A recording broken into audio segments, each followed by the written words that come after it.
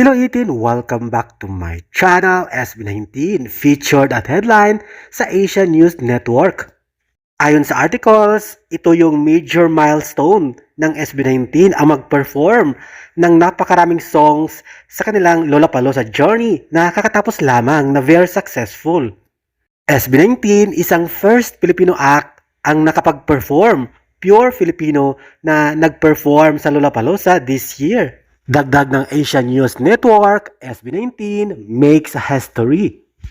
Talaga namang all-out support ang ating mga kababayang Pilipino na nakabase sa US. Mga Pinoy sa ibang states ay talagang dumayo pa sa Chicago para manood ng performances ng ating mahalima. Lollapalooza, world's biggest festival, at syempre ang SB19 nag-perform sa one of the largest stage ang Alliance doon.